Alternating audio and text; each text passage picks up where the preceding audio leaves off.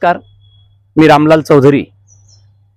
काल आपण चाळीसगाव शहरातील पोलीस कवायत मैदानासमोर या प्युअर ब्लॉकची स्थिती जनतेसमोर दाखवलेली होती। आता आज दुसरा दिवस, काल सायंकाळी ज्यांनी कोणी हे काम केलेलं असेल त्या ठेकेदारांनी याची दखल घेत हे काम तात्काळ सुरू केलं। आणि आज जर आपण बघू शकता, हे बघा की इथं तू तिकडे दूर जा, या अशा पद्धतीने हे संपूर्ण जो खचलेला जो भाग होता, हा संपूर्ण खचलेला भाग, आणि या संपूर्णपणे या प्युअर ब्लॉकची तात्काळ अगदी एका दिवसात नाही अर्ध्या दिवसात याची दखल घेतलेली आहे।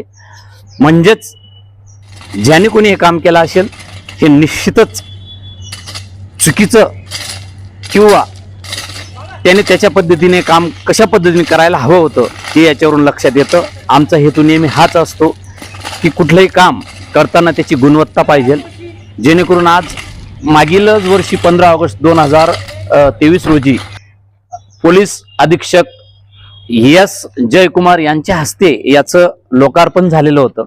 आणि याच्यासाठी आपण बघू शकता, हे संपूर्ण आमदार मंगेशदादा चव्हाण यांच्या संकल्पनेतून व स्थानिक निधीतून पोलीस आराम कक्ष नूतनीकरण हे 15 ऑगस्ट 2023 रोजी झालेलं होतं।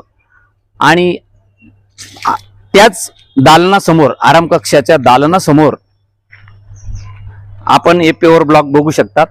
आमचा उद्देश एक असतो, जे लोकप्रतिनिधी, जे शासन आपल्या आटापिटा करून हा निधी आणतात आणि त्या निधीचा योग्य प्रकारे विनियोग होत नाही, आणि अशा प्रकारे हे कामं होत असताना आमचं एकच म्हणणं असतं की संबंधितांना संधी दिली पाहिजे आणि त्यांच्याकडून चांगलं क्वालिटीचं गुणवत्तापूर्वक काम कसं होईल हे याच्यातून आम्हाला फक्त सांगायचं असतो।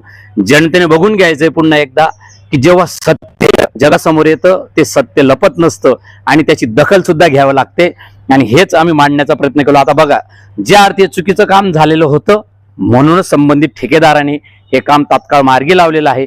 अशाच प्रकारचे अनेक कामं असे चुकीचे जे निकृष्ट दर्जाचे झाले त्या ठिकाणी आम्ही या अशा प्रकारचे हेच प्रकार आम्ही दाखवण्याचा प्रयत्न करतो। याच्यात कोणालाही बदनाम करणं, कोणालाही कुठलाही आमचा हेतू उद्देश नसतो। विनंती आहे, क्वालिटीचे गुणवत्तेचे काम करा। आज विचार करा की एवढं मोठं आज आपण शासकीय काम केलं, पोलीस अधीक्षकांच्या आणि पोलीस प्रशासनाच्याच कामावर जर असा प्रकार झाला असेल तर ही बाब निंदनीय आहे। आता इथं अनेक कारणं सांगितली जातात की या खड्ड्यामध्ये इथं कुठे कोणी म्हणे मीठ होतं, कोणी म्हणे काय होतं आणि मिठाचं पाणी झालं। ही बाब जर आपण आज जनतेसमोर उघड केली तर निश्चित याच्यात खिल्ली उडण्यासारखा हा बाब आहे। त्याच्यामुळे हा प्रकार असे होऊ नये एवढीच दखल जर घेतली तर निश्चितच चांगल्या कामांचं आम्ही पुन्हा कौतुक करतो आणि असे काम होऊ नयेत एवढीच इच्छा व्यक्त करतो। धन्यवाद।